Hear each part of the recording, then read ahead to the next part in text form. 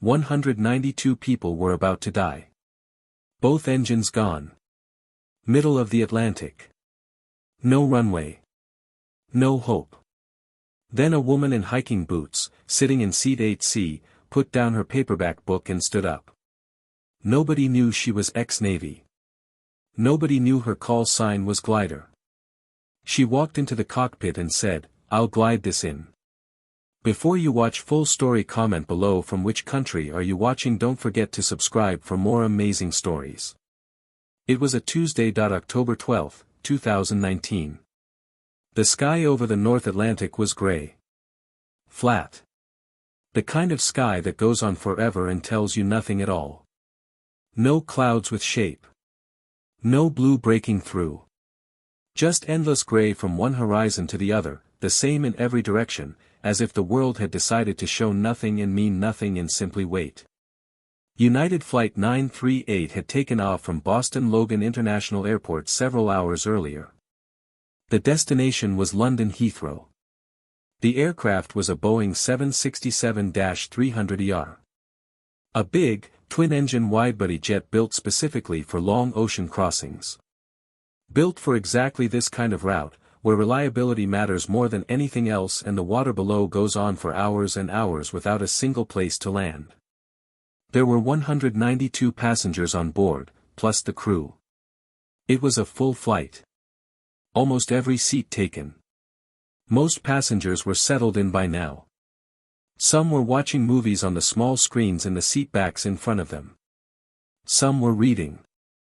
Some were in that particular kind of half-sleep that long flights bring on, not quite unconscious but not really awake either, existing somewhere in the middle with a blanket pulled up and the window shade drawn. The aircraft had climbed out of Boston in the early afternoon. It crossed over the coast of Maine, and everyone on the left side of the plane could see the coastline for a few minutes, rocky and dark green and cold-looking from that altitude. Then the coast was gone. There was nothing below but open ocean all the way to Europe, and there would be nothing below but open ocean for the next several hours. Nobody was worried. It was a routine flight on a well-traveled route. Thousands of aircraft crossed this ocean every single week. The Boeing 767 was one of the most reliable commercial aircraft ever built. The crew was experienced. The weather was unremarkable. There was nothing on this Tuesday afternoon in October that suggested anything would go wrong. The point of no return had passed without anyone noticing it, because nobody ever does notice it. It is just a number on a chart in the cockpit, a point in the middle of the ocean where it becomes closer to continue than to go back. Too far from America to turn back comfortably. Too far from Europe to reach it quickly. Just endless ocean, 38,000 feet below, moving slowly in long gray swells. Row 8. Seat 8C. Middle seat. A woman sat quietly. She was in her mid-30s. Maybe 5 feet 8 inches tall. She had a lean, athletic build, the kind that comes not from a gym but from years of physical work outdoors. Dark brown hair pulled back into a simple ponytail. No makeup. She wore faded jeans that had seen a lot of use, a gray Columbia fleece pullover that was soft and worn at the elbows, and well-worn Merrell hiking boots that had walked on a lot of different surfaces. She had a small backpack under the seat in front of her and nothing in the overhead bin. She traveled light. She was reading. A dog-eared paperback. The Right Stuff, by Tom Wolfe. The pages were soft and bent and slightly wavy from years of use. She had read it before. More than once. She still came back to it, the way you come back to a book that understands something about you that most people do not. The businessman in seat 8D had not said a word to her since they boarded at Boston. He was working on a laptop, moving numbers around in a spreadsheet, occasionally frowning at the screen. The college student in seat 8B had his earbuds in and his eyes closed, his head tilted back at an angle that would make his neck hurt later. Neither of them had looked at her for more than a second. She was invisible. Just another passenger. A woman reading a book in the middle seat, nothing remarkable, nothing to notice or remember. Exactly how she wanted it. Her name was Sarah Mitchell. Age 34. She lived in Portland, Maine, in a small house with a view of Casco Bay. For the past 6 years, she had worked as a marine biologist for NOAA, the National Oceanic and Atmospheric Administration. Her work involved tracking whale migration patterns off the New England coast. Right whales, humpbacks, finbacks. She spent a great deal of her working life on research vessels in cold water, counting animals and recording data and writing up findings in careful scientific language. She was traveling to London for a conference on North Atlantic marine ecosystems. She had papers to present, colleagues to meet, sessions to attend. That was what her boarding pass said. That was what anyone who asked would learn about her. But that was not the whole story. The whole story went back 10 years, to a version of Sarah Mitchell that she had worked very deliberately and very hard to leave behind. 10 years ago, she had not been a marine biologist living quietly in Portland. She had not been anyone's idea of ordinary. She had been Lieutenant Sarah Mitchell of the United States Navy. She had been a pilot. She flew EA-18G Growlers, electronic warfare aircraft built on the frame of the F/A-18 Super Hornet. Fast, powerful, complicated machines that required a particular kind of mind to fly well, a mind that could process enormous amounts of information simultaneously and make rapid decisions and stay calm when everything around you was moving fast and loud and dangerous. She had that kind of mind. She had always had it, from the first time she sat in a cockpit simulator during her training and felt, with absolute clarity, that this was what she was supposed to be doing with her life. She spent 6 years as a naval aviator. 2 aircraft carrier deployments. She flew 147 combat missions over Iraq and Syria, sitting in the cockpit of a machine worth tens of millions of dollars, doing work that she was not allowed to describe in detail and that she did not describe in detail, even years later when the classified restrictions had eased somewhat. She earned her call sign during a training exercise off the coast of Virginia. Her left engine failed at 25,000 feet. A compressor problem, the kind of failure that happens sometimes and that pilots train for extensively. She ran through the restart checklist with steady hands. The engine did not restart. Then, seconds later, before she had fully processed the first failure, her right engine failed too. Complete dual engine loss. Both engines gone. The aircraft became, in an instant, a very expensive and very heavy glider. Most pilots in that situation would have ejected. The math said she was too far from the carrier, at an altitude that was dropping fast, with no power and no good options. Ejecting was the rational choice. It was the choice the training said to make when the numbers did not work. Sarah Mitchell did not eject. She pushed through the checklist with cold and careful hands. Both restart attempts failed.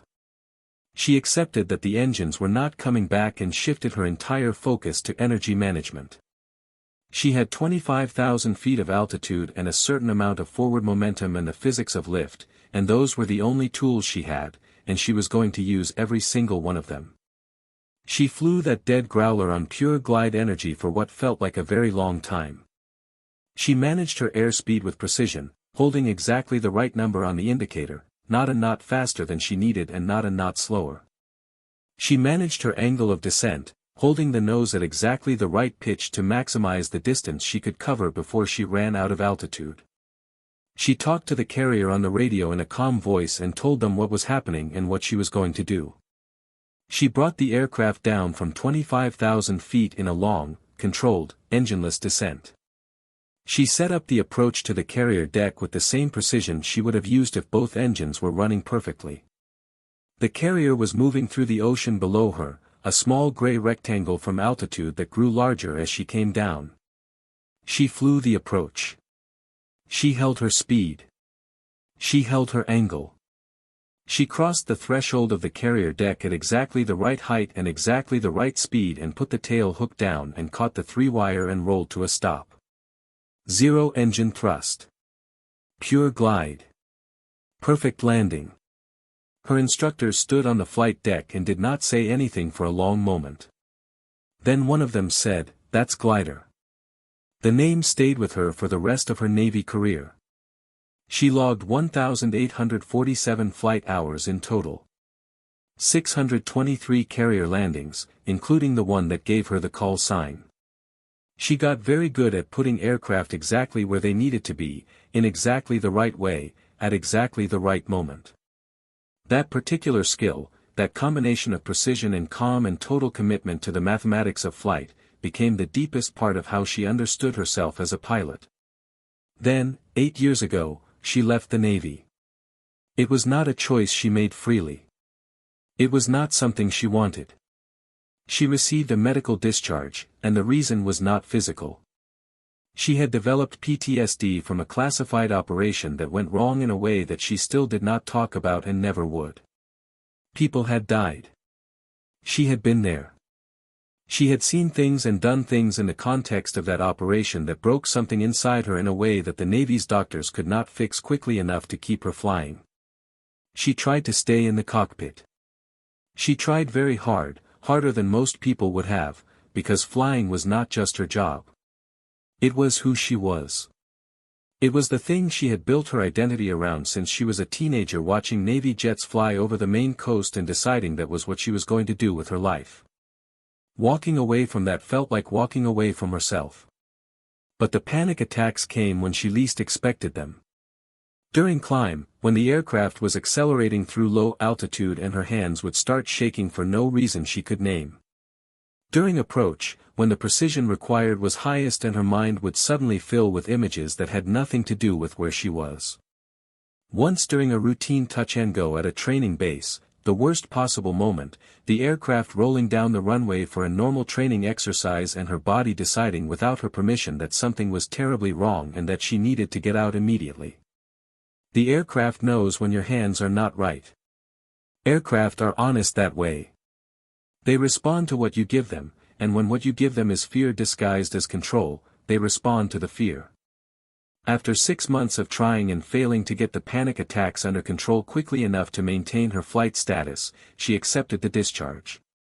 She signed the paperwork and walked out of the building and drove away and did not look back, because looking back would have made it impossible to keep moving forward. She went back to school instead. Marine biology. She had always been interested in ocean science, had grown up near the coast in Maine and spent summers on the water with her father, watching things move in the water and wanting to understand them.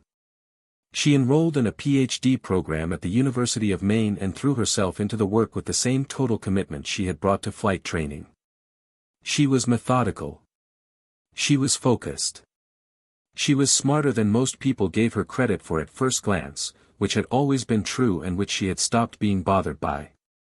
She finished her PhD in 4 years and got the NOAA position and moved back to Portland and found a small house with the view of Casco Bay and made a quiet life there. A real life, built carefully, built deliberately, built from things that were hers now rather than things that had been taken away. Nobody in Portland knew she had been a Navy pilot. She did not volunteer the information. It was not that she was ashamed. She was proud of what she had done. She was proud of the missions and the carrier landings and the call sign and the years of work that had made her into someone capable of landing a dead jet on a moving ship. But she had learned that when people knew about the Navy part, they stopped seeing the rest. They asked questions she did not want to answer. They looked at her differently. She did not want to be looked at differently. She wanted to study whales and be ordinary and let the years put distance between her and the woman who had been called Glider. The problem was that muscle memory does not forget. And some things do not go away no matter how much distance you put between yourself and them. When Sarah flew commercial, which she did 2 or 3 times a year for work conferences and research trips, she could not turn off the part of her brain that had been trained to listen to aircraft. It was not a choice. It was not something she did deliberately. It was simply what happened when she sat in a seat inside a flying machine. The trained part of her mind woke up and started paying attention, the way a doctor at a dinner party cannot stop noticing when someone at the table describes symptoms that sound concerning. She listened to the engines during taxi. She felt the angle of climb in her body as the aircraft rotated off the runway. She noticed the sounds the aircraft made during different phases of flight and parsed them automatically, cross-referencing them against everything she knew about how aircraft were supposed to sound and move and behave. She was not anxious on planes. This was something people sometimes found surprising when she mentioned it, which she rarely did. If anything, she was calmer on commercial aircraft than most passengers, because she understood exactly what was happening at every moment. She had sat in cockpits. She knew what the instruments showed. She knew what the sounds meant. She trusted the physics of flight in a way that only comes from having spent thousands of hours inside it. But she could not stop listening. That was why, 5 hours into United Flight 938, she was only partially focused on Tom Wolfe. The rest of her attention, the automatic, trained, background part, was on the Boeing 767's engines. The GE CF6 turbofan engines that powered this aircraft had a particular sound signature at cruise altitude. A deep, even, slightly hollow hum, steady and reliable, the same from minute to minute and hour to hour. It was the sound of controlled power, of machinery working exactly as designed, of nothing being wrong. She had been listening to it for hours without quite being aware that she was doing it. Then, without warning, the sound changed. It was very small. Barely there. The right engine. The pitch dropped by maybe 50 revolutions per minute, which is a tiny change in the total sound of a large turbofan engine running at cruise power. Most people would not notice it at all. The businessman in 8D did not notice it. He kept moving numbers around his spreadsheet. The college kid in 8B did not notice it. He was somewhere inside whatever music was playing through his earbuds. Sarah noticed it immediately. She looked up from her book. She waited. She listened. She told herself it was nothing. A minor thrust adjustment. The autopilot was constantly making small corrections. This kind of tiny variation happened dozens of times on every flight. She had no reason to be concerned. She went back to her book. She read 2 more sentences. Then the right engine exploded. It was not a Hollywood fireball. It was a compressor stall followed by blade failure. A violent mechanical event deep inside the engine that happened in a fraction of a second and sent a shockwave through the entire fuselage that every single person on the aircraft felt in their bones simultaneously. The aircraft yawed hard to the right as the thrust on that side disappeared instantly and the left engine continued to push. Passengers screamed. Overhead bins burst open from the sudden movement. Bags and jackets and headphones and books fell into the aisles. A coffee cup bounced off a tray table and hit the floor and sent coffee in a wide arc across the carpet. People grabbed the seats in front of them. People grabbed each other.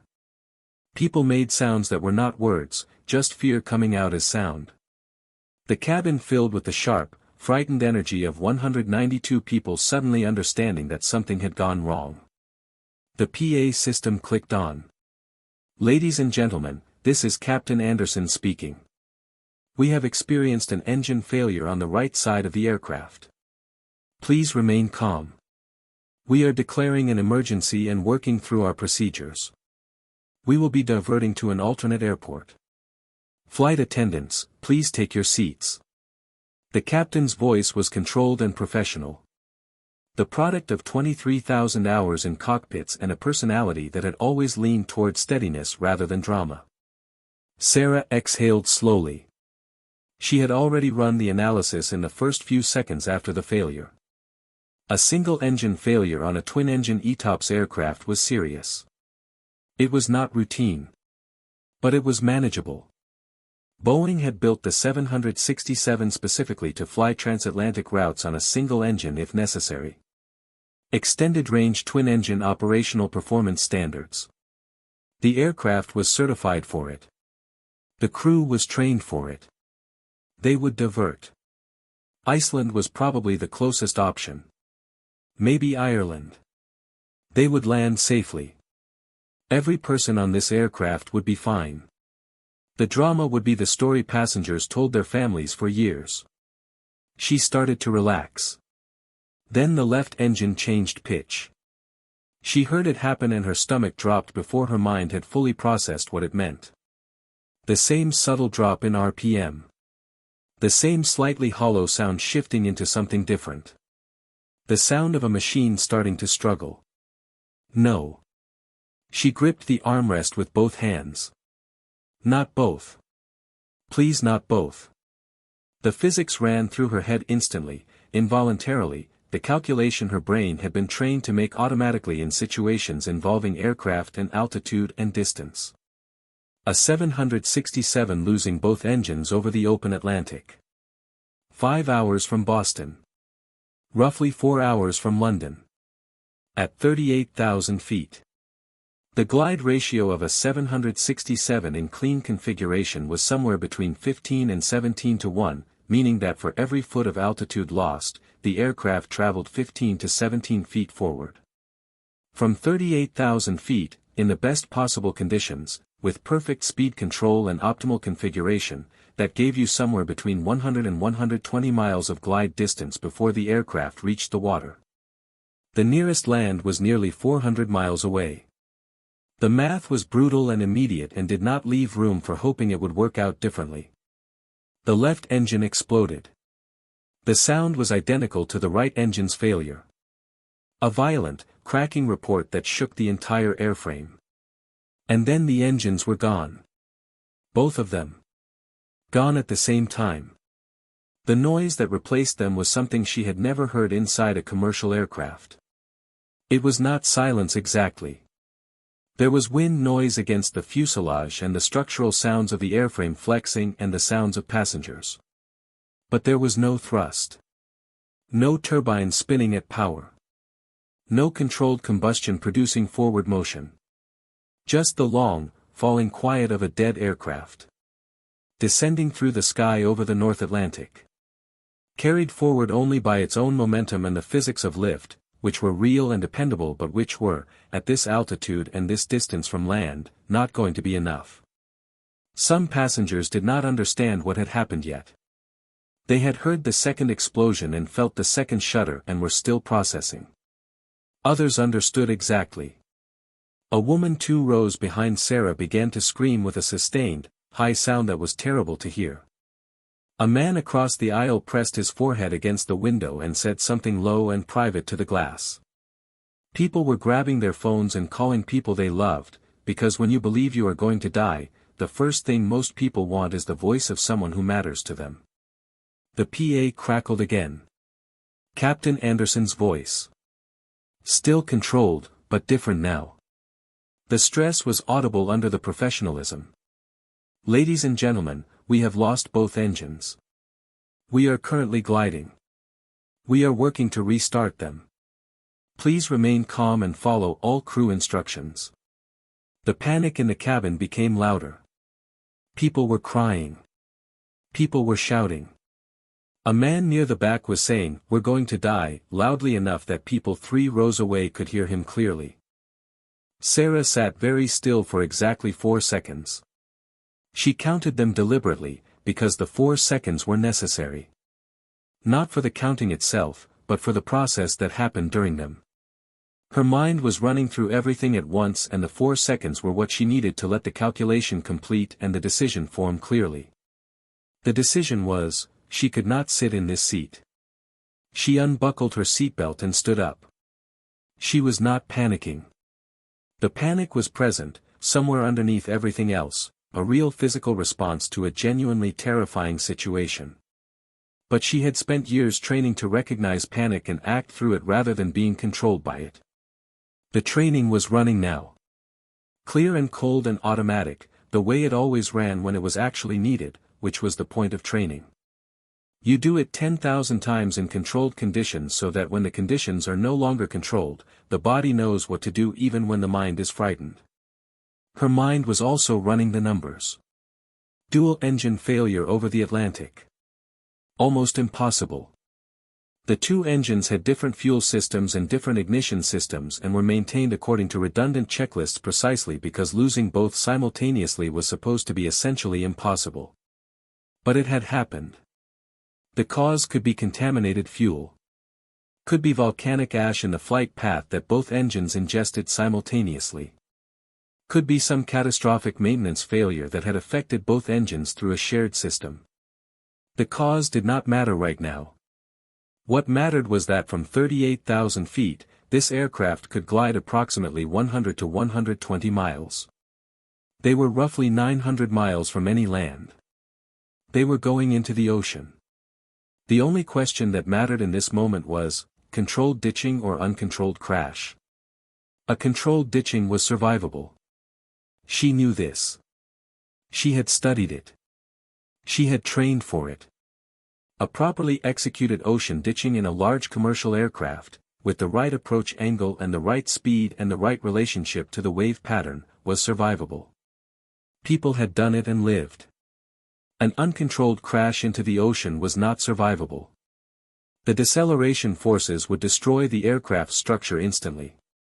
The difference between those two outcomes was what happened in the cockpit in the next several minutes. She stepped into the aisle and caught the arm of a flight attendant named Derek, who was moving quickly toward the front of the aircraft, trying to reach passengers who needed help and trying to keep the aisles clear at the same time. "I need to talk to the pilots right now," she said. Derek stopped and looked at her. His face was frightened but professional, the expression of someone doing their job under conditions they had trained for but hoped never to face. "Ma'am, I need you to sit down and buckle your seatbelt right now." "I am a pilot," she said. Her voice was level. Clear. Not raised. Former U.S. Navy. 6 years flying combat aircraft. "I have trained for this exact scenario. I need to be in that cockpit right now. Take me to the captain. Every second is counting down." Derek looked at her for one long moment. She was a woman in a gray fleece and hiking boots holding a Tom Wolfe paperback. She looked like someone's sister. Someone's colleague. She did not look like anything that should make a flight attendant stop following emergency procedures and do something he had never done and had no protocol for. But her voice. Her voice had something in it that he had not heard before. Not loudness. She was not shouting. Not aggression. It was a quality of complete, total, grounded certainty. The voice of someone who knows exactly what is happening and exactly what needs to happen next and is not afraid of either piece of knowledge. He had heard that quality of voice from exactly one other person on this aircraft, and that person was currently flying it. He said, "Follow me," and turned toward the front of the aircraft. The cockpit was controlled chaos. Captain James Anderson was 58 years old with 23,000 total flight hours, 16 years of transatlantic widebody operations, and a personality that had been described by every first officer who had ever flown with him as methodical, thorough, and almost impossible to rattle. He was all three of those things right now. He was running through the dual-engine failure restart procedure with complete focus, working each step in the correct order, not rushing, not skipping, doing exactly what the training said to do. His first officer, Michelle Torres, was 36 years old with 7,100 hours and 4 years of transatlantic operations.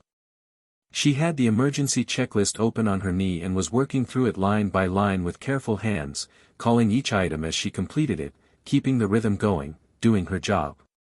The instruments in front of them told the story with complete honesty. Altitude, 36,000 feet and dropping.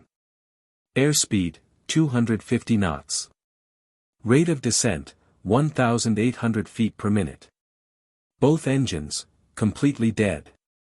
All restart attempts, no response. Derek knocked and pushed the cockpit door open. Anderson glanced back without pulling his attention fully from the instruments. Not now. Sarah stepped around Derek and moved forward into the cockpit space. She did not ask for permission. She did not wait to be invited.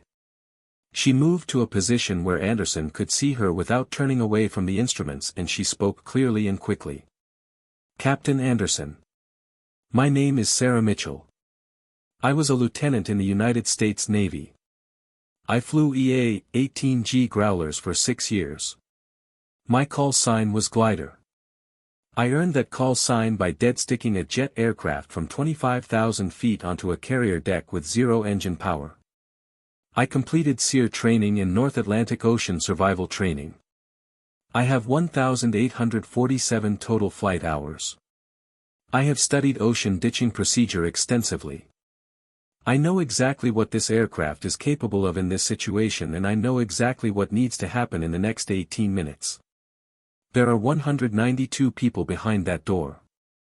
I am asking you to let me help you. Anderson looked at Torres. Torres looked at Anderson. There was no protocol for this. Nothing in the flight operations manual. Nothing in the emergency procedures checklist. No guidance anywhere in Anderson's 23 years of commercial aviation experience. A passenger had just walked into his cockpit during a dual-engine emergency over the Atlantic and presented credentials he could not verify and offered help he could not refuse and could not accept through any established process. But there was also no engine noise. And they were descending at 1,800 feet per minute. And the woman in hiking boots sounded, in a way that he recognized immediately because he had the same quality himself on good days, like someone who knew exactly what they were doing. He said, "Jump seat. Tell me what you know." Sarah moved to the observer seat and strapped in quickly. She scanned the instruments in one fast, practiced sweep that took about 2 seconds and gave her everything she needed to know about the current state of the aircraft. "What's your best glide speed for this configuration?" she said. Torres answered without looking up from the checklist. "Book says 240 to 260. We're at 250. Slow to 240. Every knot above best glide is energy you're discarding.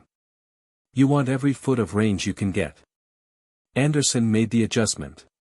The rate of descent eased slightly as the aircraft settled into a more efficient glide angle. "Good," Sarah said. "What's your gross weight right now?" "Approximately 320,000 pounds. We still have most of our fuel." "Dump it." "All of it except minimum reserves." Anderson's hands paused. It was a brief pause, barely visible, but she saw it and she understood it completely. A pilot's relationship with fuel is fundamental. Fuel is options. Fuel is the thing that keeps you in the air. Letting it go feels like giving up the last thing you have. "I know exactly what you're thinking," she said, keeping her voice even and calm. "But Captain, you are not restarting these engines. Both of them failed within minutes of each other. That is a systemic failure, not two separate incidents. Contaminated fuel, volcanic ash ingestion, shared maintenance issue, something affected both engines through a common cause. Whatever it is, restart is not happening. The fuel load you're carrying right now is doing two things.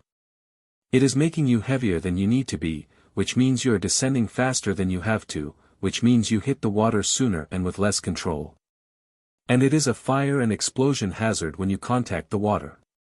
Dump the fuel. Lighter aircraft, longer glide, less burn risk on impact." Anderson looked at Torres again. A different look this time. A deciding look. "Dump fuel," he said. Torres opened the fuel jettison system. Jet fuel began streaming from both wings in long white trails that the passengers on the left side of the aircraft could see from their windows. The aircraft began to get lighter. The rate of descent responded. 1,800 feet per minute. 1,700, 1,650. Every pound they shed bought them more time in the air and more distance across the water. "What is the sea state at our current position?" Sarah asked. Anderson pulled up the meteorological data. North Atlantic. Swell height 8 to 12 feet. Wind 25 knots from the northwest. Water temperature 52 degrees Fahrenheit. Sarah ran the numbers in her head immediately and completely, the way she had been trained to run emergency calculations.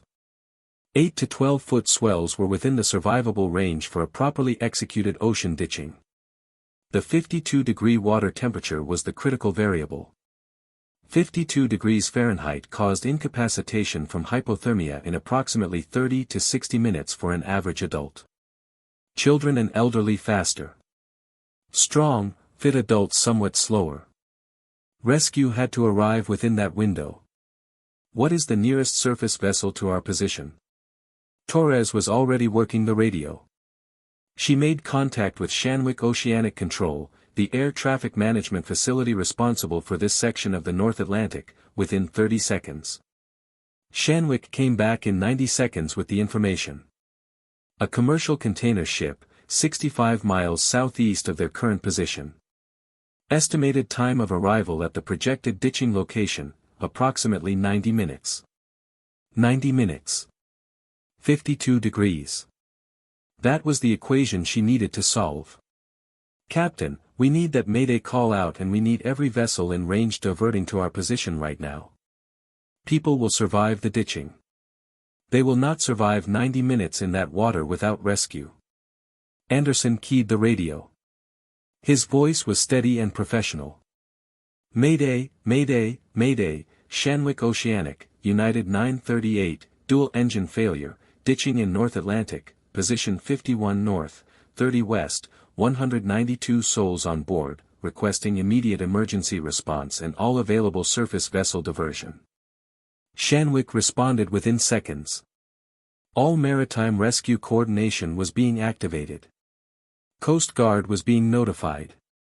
All vessels in the area were being contacted. The container ship had already been diverted and was making best possible speed. Sarah turned to Anderson. I need to go back and brief the cabin on ditching procedures and survival protocol.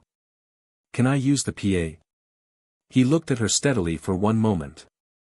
Go. She moved back through the cockpit door and picked up the PA handset near the forward galley. She looked at it for exactly 1 second, the way she used to look at the catapult on the carrier deck before launch, the moment of gathering everything into one focused point. Then she pressed the button. Ladies and gentlemen. My name is Sarah Mitchell. I am a former United States Navy pilot and I am currently assisting your flight crew. Please stop everything you are doing right now and listen to me carefully. What I am about to tell you is important and I need your complete attention. The cabin went quiet faster than she would have believed possible. Not completely quiet, not immediately, but within a few seconds the crying dropped and the phone calls paused and the screaming stopped and faces turned toward the front of the aircraft. The human response to a calm, authoritative voice in a moment of genuine crisis is to go still and listen. That response is deep in us. She counted on it. We are going to ditch this aircraft in the Atlantic Ocean in approximately 14 minutes. I know that is frightening. I need you to hear this clearly and I need you to believe it because it is the truth, this ditching is survivable. Your pilots are experienced professionals who know exactly what they are doing. This aircraft is built to withstand a water landing. We have life rafts on board for every single person on this plane. Emergency location beacons are transmitting right now. A rescue vessel is already on its way to us. The question is not whether we survive this. The question is whether we follow the right procedures in the next 14 minutes. I am going to tell you exactly what those procedures are. She spoke slowly and clearly. No aviation jargon. No technical language. Words that a 10-year-old could understand. Right now, reach under the seat in front of you and pull out your life vest. Put it on. The straps go over your shoulders and the ties wrap around your waist. Help the person next to you if they need help. Do this right now while I keep talking. Very important, do not pull the red tab to inflate the vest while you are still inside the aircraft. I will tell you when to inflate. If you inflate inside the cabin, the vest will push you against the ceiling and you will not be able to move to the exits. Put the vest on. Do not inflate it yet. She paused for 5 seconds. Let that information settle. When we touch the water, there will be a violent deceleration. It will be loud and it will feel like a hard impact. Immediately assume brace position, lean forward over your knees, arms crossed over your shins, head down as far as possible. Hold that position, hold it firmly, and do not move until the aircraft has completely stopped moving. The aircraft may skip or bounce on the water before stopping. Whatever you hear and feel, stay in brace position until we have fully stopped. Another 5-second pause. When the aircraft stops, the cabin crew will open the emergency exits. Life rafts will deploy automatically and inflate on their own. When the exit near you is open, move to it. Stay in your row. Do not push. Help the person next to you if they need it. Elderly passengers and children go first onto the rafts. Strong swimmers, please assist anyone who cannot swim. She took one breath. Once you are in a raft, pull anyone else near you into the raft. Stay together. The water temperature is cold and the primary threat once you are out of the aircraft is hypothermia. Staying together in the rafts conserves body heat. Keep children and elderly passengers toward the center of the raft, away from the edges. A rescue ship is 90 minutes away. We need to stay warm and stay together for 90 minutes. That is what we need to do. She paused one more time. I have done this before in training. Your pilots have trained for this. The procedures work. Follow the instructions, help the person next to you, and we will get through this together. Begin brace position on my signal. I will give you that signal in approximately 12 minutes. She hung up the PA and went back to the cockpit. They were descending through 18,000 feet. The fuel dump was still running. The rate of descent had eased to 1,600 feet per minute. The aircraft was lighter and gliding more efficiently with every passing minute. Sarah settled back into the jump seat. She felt the aircraft around her the way she had not felt an aircraft around her in 8 years. The particular presence of a machine that is doing what physics tells it to do, nothing more and nothing less, honest and indifferent. Captain, I want to walk through the ditching approach with you. We have one shot. There is no go-around, no second attempt. Anderson's hands were on the controls. His hands were steady. Talk to me. The 767 is a belly landing. Gear stays retracted. If you deploy the gear into the water it tears away immediately and the structural stress on the fuselage at that deceleration rate will break the aircraft apart. Clean belly touchdown, gear up. Your wave alignment is critical. You can see the swell lines from this altitude already. Long gray ridges running roughly northwest to southeast. You want your final approach running parallel to those ridges. If you cross them perpendicularly, you hit the face of each wave individually and the deceleration is catastrophic. Parallel to the swells gives you the longest possible run out. Anderson looked at the ocean below. She could see him finding the pattern, reading the water. Landing on the back side of a swell, not on the crest. If you touch down on the crest, the nose drops into the valley on the other side immediately and you stop so fast the structure fails. If you touch down in the trough, you hit the face of the next swell almost immediately.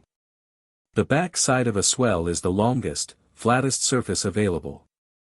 That is where you want to touch. Touchdown speed 120 to 130 knots.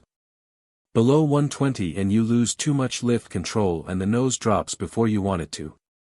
Above 130 and the impact energy exceeds what the structure can absorb safely. The window is tight. Hold it. Flaps to 25 degrees. You need the extra lift to manage the nose attitude and you need the drag to control your speed in the descent without engines. 25 gives you the right balance. She turned to Torres. First officer.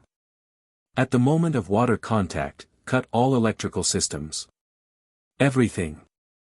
We want no sparks and no live circuits in contact with water. Torres nodded. Ready. Anderson said quietly, I see the swell lines. I have my lineup. They were passing through 8,000 feet. The ocean below was close enough to have texture now. Individual wave faces visible. White foam on the crests. The deep, cold gray-green of North Atlantic water in October. Sarah had spent years on research vessels in water that looked exactly like this from deck level. She knew what that color meant. She knew what that water felt like. She was about to be in it. 4,000 feet, Torres called out. Flaps 25. Confirm. Flaps 25 set. Sarah keyed the PA handset one final time. Brace, she said. Her voice did not waver at all. Brace. Brace. Brace. In the cabin behind her, 192 people folded themselves forward and held on with everything they had. 2,000 feet. Anderson had the swell pattern aligned. Coming in from the northwest, running parallel to the long ridges. The approach looked clean. The airspeed indicator showed 125 knots. Right in the center of the window. 1,000 feet. The ocean was enormous from here.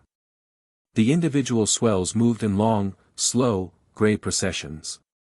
Anderson raised the nose slightly, feeling for the right tail-low attitude, the angle that would let the rear of the fuselage make first contact. Sarah watched his hands on the controls and thought, he knows exactly what he is doing. 500 feet. 400. 300. 200. Individual wave faces right there now. The foam on the crests. The dark water between them. She could see exactly where they were going to touch. Anderson held the nose up. Held it.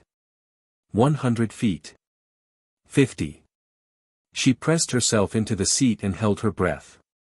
The tail of the Boeing 767-300ER made contact with the back side of a North Atlantic swell at 123 knots, and then the belly of the aircraft hit the water. And the world became noise and force and cold white water. The deceleration hit like a wall made of everything. Sound, force, sensation, all at once and all at maximum. Everything that was not secured went forward simultaneously. The aircraft bounced, a long skipping bounce that felt like being inside a drum someone was hitting repeatedly with a hammer. The second impact was harder than the first. The nose came down and water exploded up against the windshield in a wave of white and dark green. The aircraft was sliding across the surface, decelerating with a tearing metallic sound that was unlike anything she had ever heard, slower and slower and slower until finally, with a last shudder that went through the entire airframe, it stopped. Silence. For one full second, nothing. Then the ocean moved against the outside of the fuselage and made a deep rushing sound, and the cabin erupted in voices, instructions, crying, movement, the organized chaos of emergency evacuation beginning. Sarah unbuckled the observer seat harness and was through the cockpit door before she was consciously aware of having decided to move. The cabin was chaos. But it was chaos with direction. The flight attendants were already at the exits. Handles pulled. Doors thrown open. The life rafts deployed in seconds with the hiss of compressed gas and inflated into large, bright yellow platforms. The exits on the left side, away from the wind, gave passengers a protected path to the rafts and the water. Derek was at the forward left exit. Lifting people through. Keeping the flow moving. His voice steady and loud and doing exactly what it needed to do. Patricia at the rear left exit doing the same. Sarah went down the aisle and moved people who were frozen, freed seatbelts that had jammed in the impact, got an elderly couple moving when they were too shocked to begin on their own. She picked up a small girl who had been separated from her parents in the chaos and carried her to the exit and passed her down to hands reaching up from the raft below. The aircraft was settling into the ocean. Slowly but definitely, the water was coming in through the lower portions of the structure, rising around the floor. The rear of the cabin was already ankle deep. She went back twice for people who could not get out on their own. An older man who had struck his head during impact and was sitting dazed in his seat, not understanding what was happening around him. She got him to his feet and walked him to the exit and handed him through. A teenage boy whose foot was trapped under a seat that had partially torn free from its floor mounting during the impact. She freed the foot and got him up and moving. The 767 was sinking more quickly now. Water was mid-calf at the rear and rising. She did one full visual sweep of every row she could see. No one seated. No one remaining. She went through the forward exit into the gray October sky and dropped into the North Atlantic Ocean. The cold was an immediate, total, physical assault on every part of her body simultaneously. 52 degrees Fahrenheit is a deceptive temperature. It does not feel, in the first second, like the most dangerous thing you have ever experienced. It feels like being grabbed hard by something enormous. Your chest seizes. Your breath leaves your body completely. Your muscles begin to lock. The cold reaches through clothing and skin and into muscle with a speed that is difficult to believe until you experience it. She had been briefed on cold water immersion during Navy training. She had practiced it once in a controlled tank in Virginia, water temperature regulated and safety divers present and hot showers waiting afterward. Practice and reality are separated by an enormous distance. She surfaced and gasped and found her breath and made herself move. Deliberate arm strokes. The nearest raft was 4 strokes away. She grabbed the rope ring on the edge and looked back at the aircraft. The tail was still above the waterline. Just barely. The fuselage was almost completely submerged. As she watched, the nose went under the surface. Quietly. No drama. Just gone. Then the tail slipped under, and the surface of the North Atlantic was smooth again except for the swells and the 8 yellow life rafts and 192 people in the water and on the rafts. She pulled herself into the raft. Her hands were already losing fine motor control.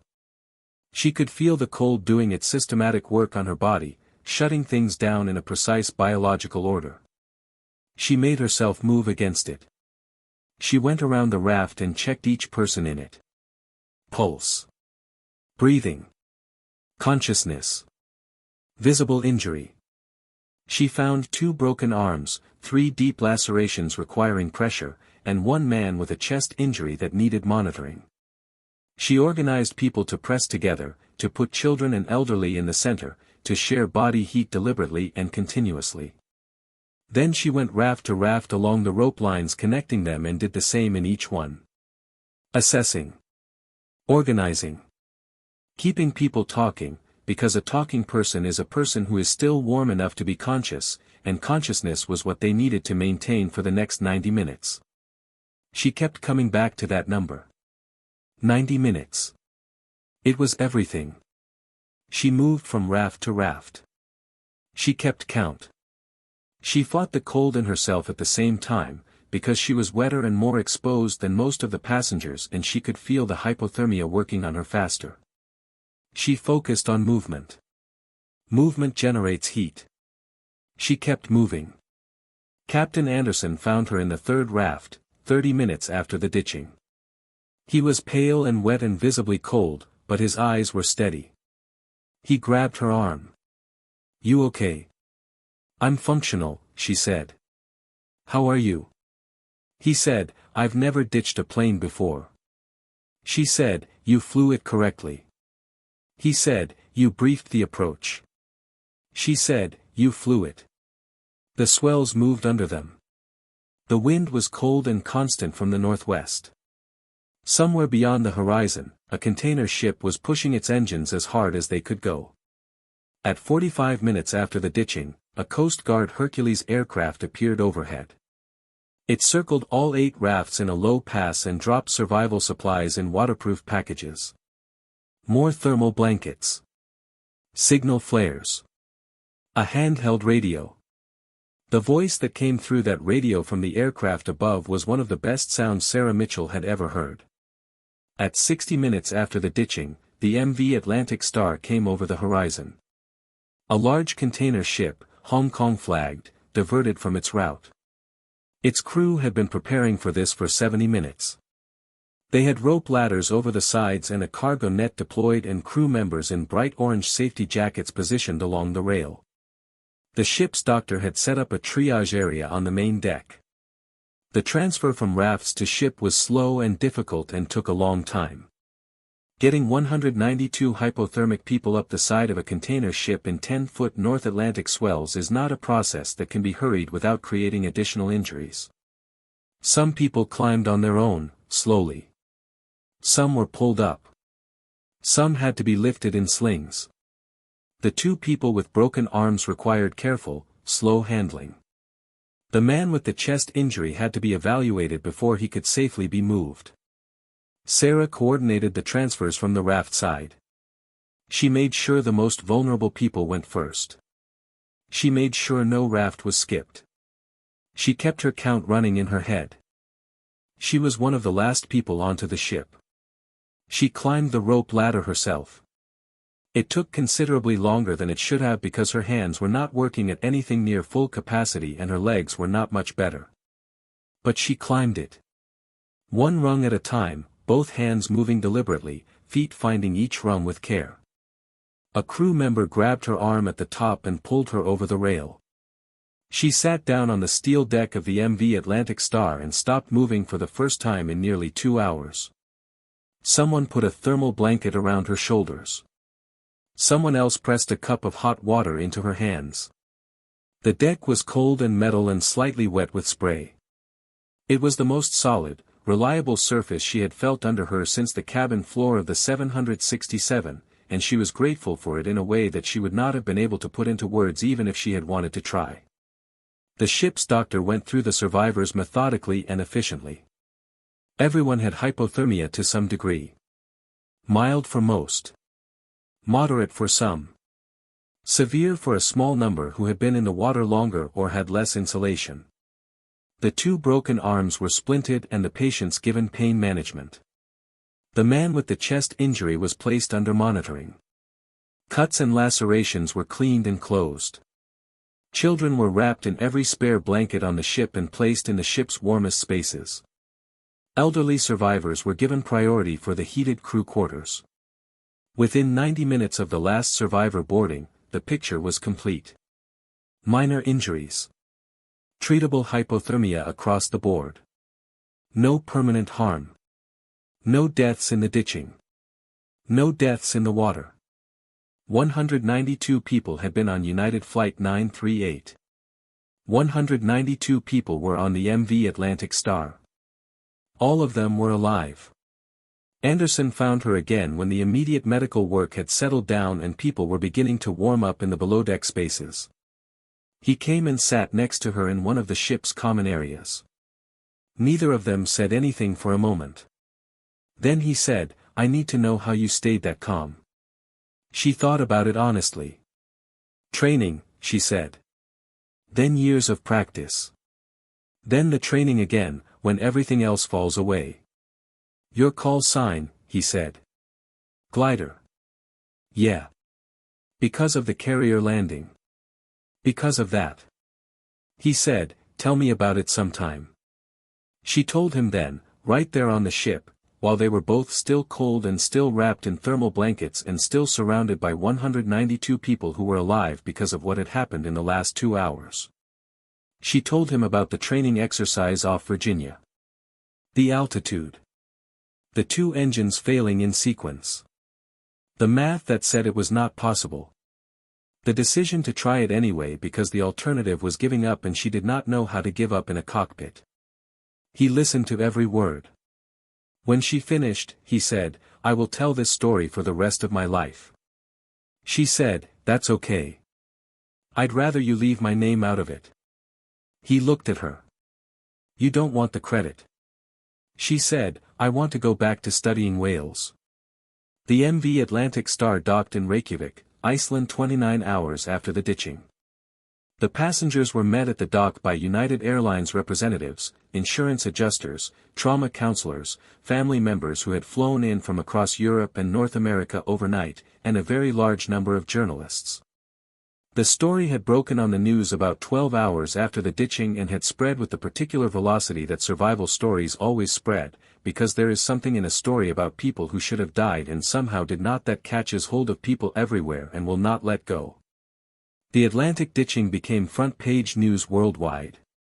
United Airlines issued a statement praising the crew and expressing gratitude for all survival of those on board. The FAA announced an investigation into the cause of the dual-engine failure. Aviation analysts appeared on news broadcasts to explain what had happened and what it meant for commercial aviation safety. Sarah Mitchell gave no media interviews. She spoke with FAA investigators because she was required to and because the investigation mattered and the information she had was relevant and she provided it completely and accurately. She described everything she had done and recommended in the cockpit. She was precise. She was thorough. But she did not speak to journalists. She did not give statements. She did not post anything on social media. While other passengers were giving interviews, talking about the woman in row 8 who had walked to the cockpit and come back on the PA and told them it was survivable, Sarah Mitchell was already on a flight back to Boston. Sitting in a window seat. Listening to the engines. Eyes closed. She was back in Portland 4 days after she had left it.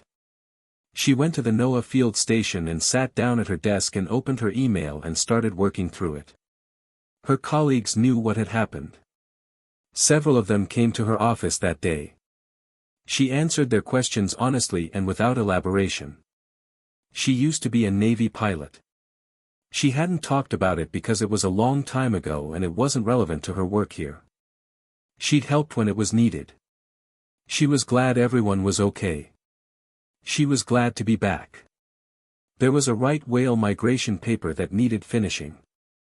Weeks later, a letter arrived from United Airlines.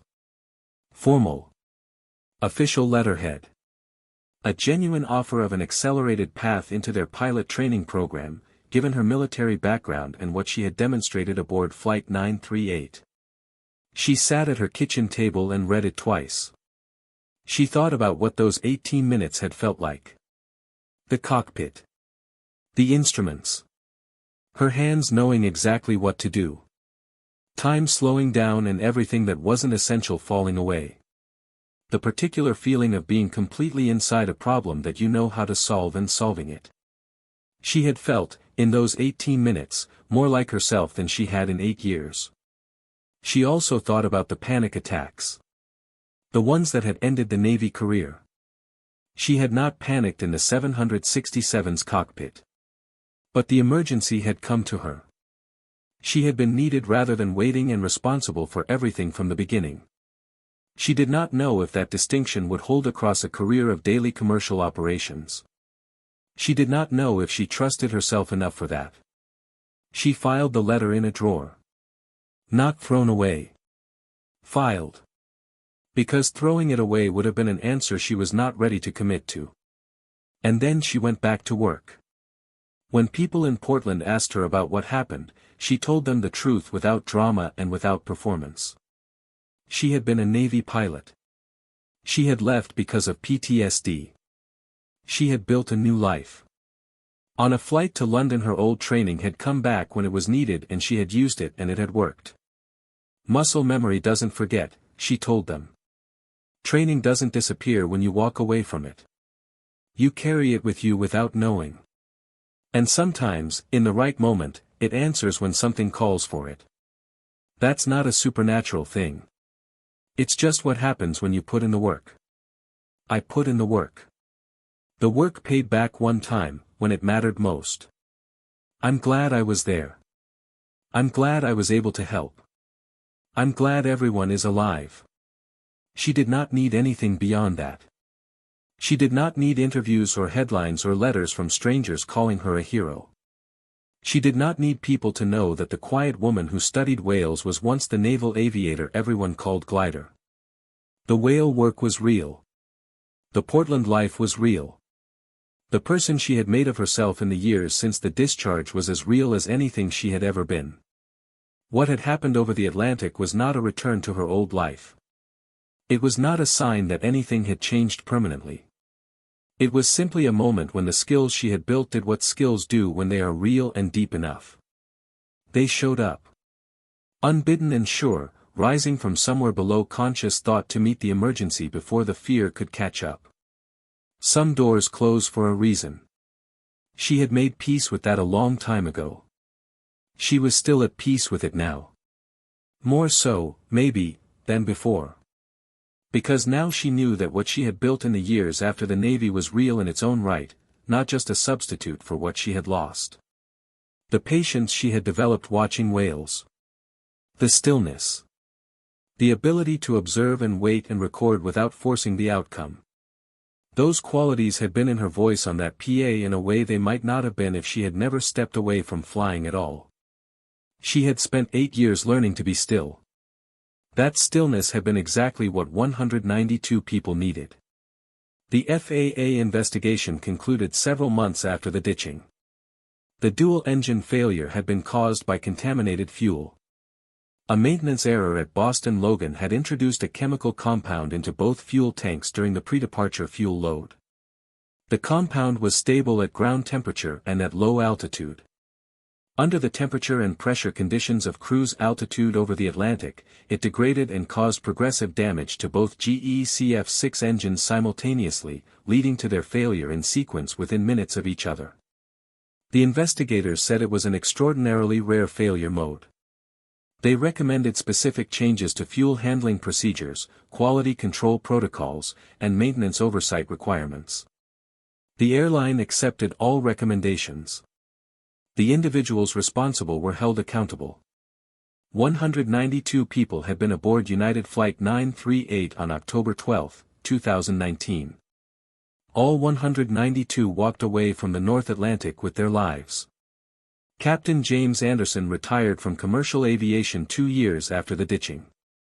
At his retirement, speaking to colleagues at United Airlines, he talked about Flight 938. He always talked about it when he had the chance to speak, because he believed it was worth talking about. He said the thing that had stayed with him was not the ditching itself, though the ditching was something he thought about often and hoped never to experience again. What had stayed with him was the woman in hiking boots who came through the cockpit door and said, "Let me help," and then helped completely, without ego, without drama, without wanting anything from it afterward except to go back to her ordinary life. He said he had never met anyone who had taught him more about what competence really looked like. Not the performance of it. The real thing. Built over years of work and practice until it becomes simply who you are, running underneath everything else, available when it is needed, invisible when it is not. Sarah Mitchell heard nothing about this speech. She was on a research vessel in the Gulf of Maine on the day it was delivered, in November, watching a humpback whale feed on a school of sand lance in the cold gray water off Stellwagen Bank. She had her camera and her data recorder and a thermos of coffee and a colleague beside her who was as absorbed in the whale as she was. The whale was enormous. Ancient seeming. Completely indifferent to the boat and the people watching it from the rail. It fed and dove and surfaced and fed again. Living entirely within the logic of its own biology, following paths that had been laid down over millions of years, responding to the ocean and the fish and the season in ways that human science was still working to fully understand. She watched it and made her notes and drank her coffee and felt the boat move under her in the small November swells. The water was cold. The sky was low and gray. Behind her to the west, beyond the horizon, was Portland and her house and her ordinary life. She was glad to be there. Completely. Genuinely. Without reservation. "I'm not going back to flying," she had told people when they asked. "But I'm glad I was there when it mattered. That's enough. That was enough. That was, in every way that truly mattered, more than enough." United Flight 938. October 12, 2019. 192 souls on board. 192 survivors. The quiet woman in row 8 never needed to be glider again. She was Sarah Mitchell. Marine biologist. Portland, Maine. That was enough.